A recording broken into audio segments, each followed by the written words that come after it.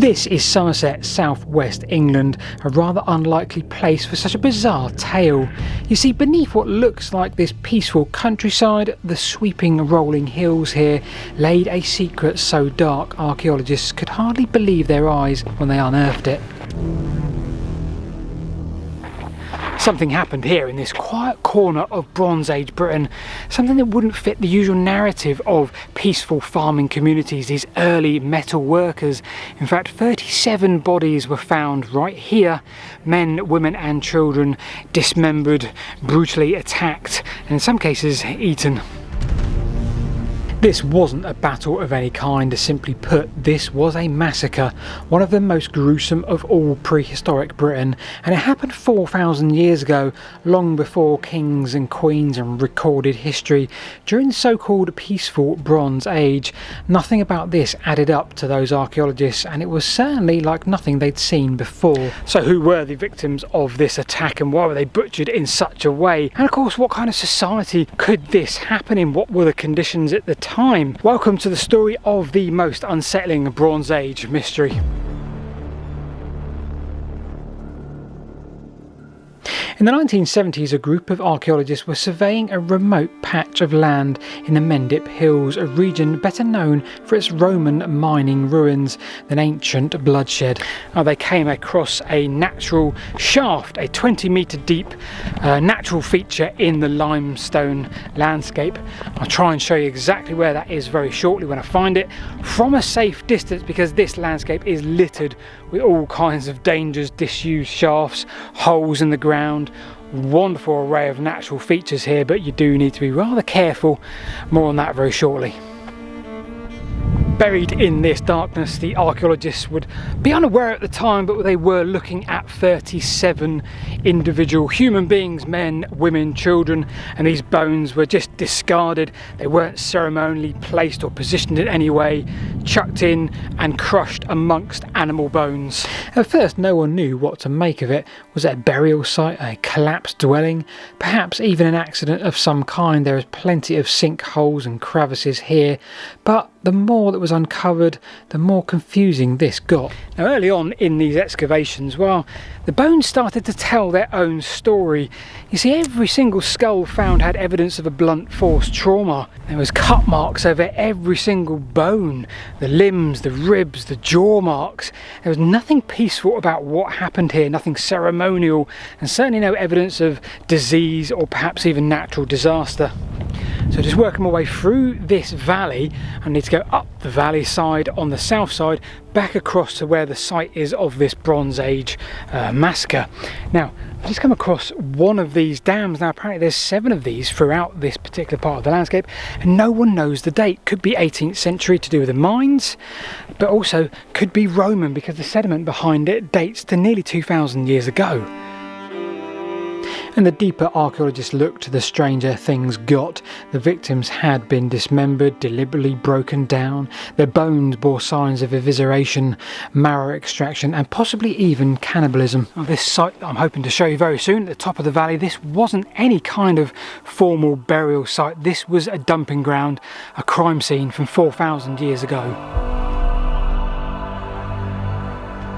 Sometime between 2700 and 2200 BC, we start to see this shift into the Bronze Age, away from the Neolithic, the last era of the Stone Age, and that period of time is quite difficult to define in terms of when it happened.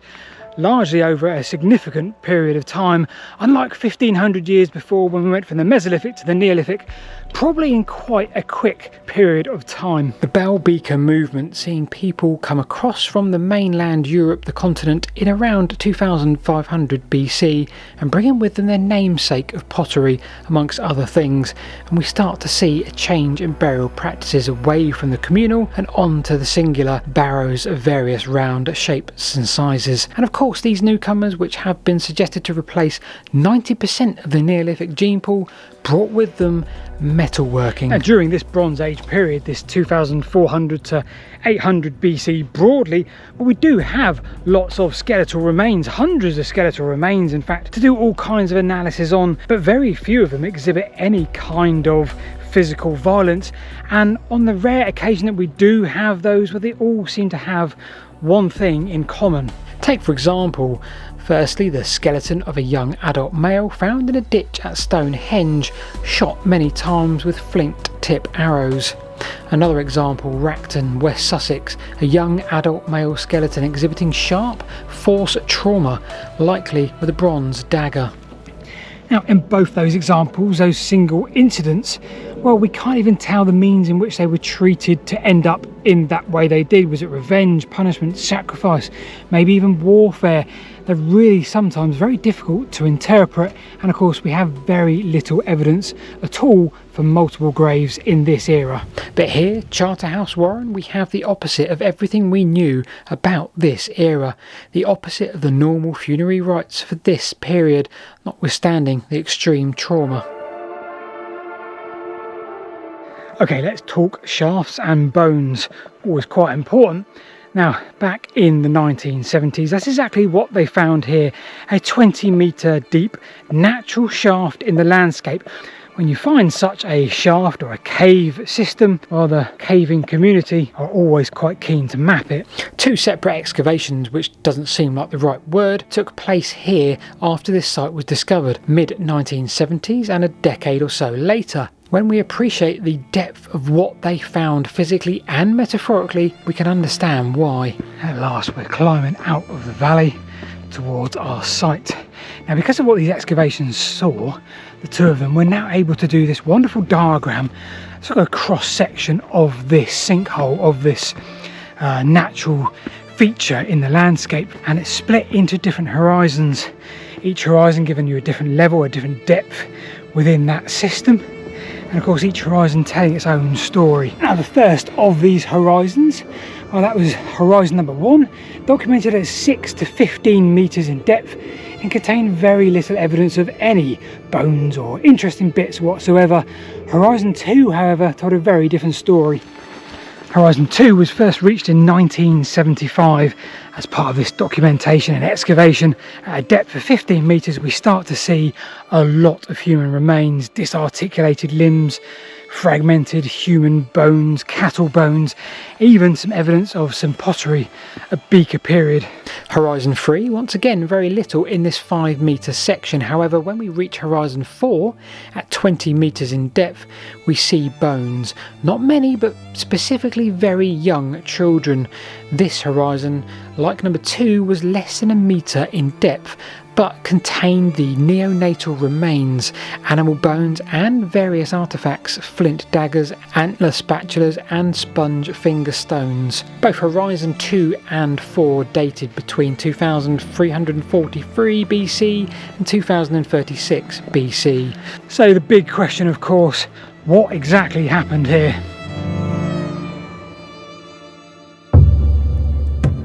Now, over 3,000 individual bones were found within that shaft, and owing to the dangers of that shaft, the cave system, well, they recovered around about 50% of them. Now, most of those came from horizon number 2.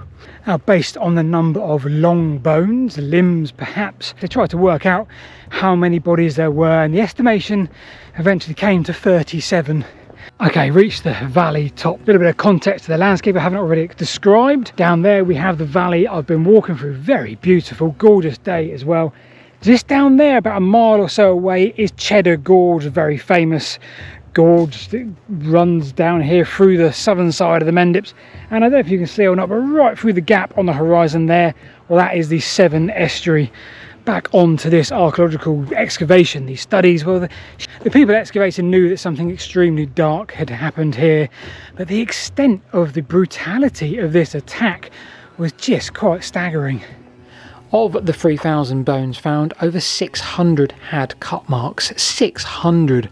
That's 20% of every human bone found had been in some way scored or cut. Then compare the animal bones found, 160 in total, and yet only 6% had cut marks. Now, if we take this one step further, because in for a penny, in for a pound, the location of the cut marks on the bones highlighted disarticulation and defleshing. And of course we shouldn't forget the cranial element, the skull, They studied in detail 20 of the 37, and 45% of those showed very clear evidence of a blunt force trauma, and they said it's highly likely that the others suffered the same fate too, if not all of them. Okay, so we're very nearly on site. Not sure exactly where it is. There's a couple of potential locations I can see just up ahead of me. Now, before you comment on what you think happened here, because there's a number of different theories, before you comment, let me put to you another 2 pieces of evidence. Now, number 1, importantly, 2 of these victims of the 37 actually contained the plague virus. Secondly, Horizon 2 data highlights that we are working with a period of 2197 BC to 2038 BC, and absolutely can be confirmed to be a single event. So those on Horizon 2, well, those people, the vast majority of them, they grew up in this area, they belonged here and were of local origin. There were just 2 outliers who were from tens of kilometres away. So we have 37 bodies. We have men, children, women. We have immediate close quarter brutality. We have dismemberment. We have defleshed. We have cannibalism. We have all those pieces of evidence. We have no ceremonial burying whatsoever. We have violence after death as well. All of these things to consider, and what the outcome could be of why this happened in such a manner. Now, before I discuss that, I'm having trouble finding where this location is. It said in the field just to the south of that fence line just there, but there's no feature that describes exactly what we're after, because after all these bodies were placed in here, over the next 5 centuries the cattle bones were placed in as well, and they find lots of evidence of aurochs being placed there, and it said this left an 11-metre depression in the ground. Now, many theories came and went over the years. Number 1, conflict for resources. We don't think that's the case because we have no tin or copper deposits that would aid the Bronze Age folk of the time and that they could have used here. Food. Well, they did indeed enact cannibalism here on those people. However, their bodies, don't forget, were placed amongst cattle and a lot of bones, showing that this is unlikely to be the case. The illness of those carrying the plague, well, perhaps that could have sparked fear in other communities, local communities. Well, it's difficult to interpret and understand then why they would go and do what they did, and of course why then all the butchery thereafter. Now that leaves us with just one option as to what happened here, in my opinion. Now, I've just come back up to the top of the hill here, away from the bracken down there and close to where I was looking in the field just earlier, and there indeed is our 11-metre depression, quite a good vantage point from here, and I think that's probably as close as we want to get. There's a barbed wire fence, dry stone wall. Why would you want to go there? Let's leave that in peace as it should be. Now, there are many things we will probably never know about that site. Let's take some shelter from the sun. Who exactly were the perpetrators? Where did they come from? Were they local? Were they from far away? And the fact that site was 15-20 metres underground probably is a reason why we still have it to look at today and analyse. If it was perhaps closer to the surface, then maybe it would have long gone by this point in time. We have a well-organised and vicious attack here, and history tells us that we don't need to be a great distance from those that we have conflict with. Something as small as a theft or a land dispute can perhaps spark into something far more problematic, and this could of course escalate very quickly, and all of a sudden something that started very small becomes very emotive in one community, in one area. Now, I'm no historian or academic or scholar. I make videos about things I enjoy, largely around history and the landscape, and I think that's exactly what we have here. We have a dispute that for whatever reason escalated over time and then became very personal. See you this time next week.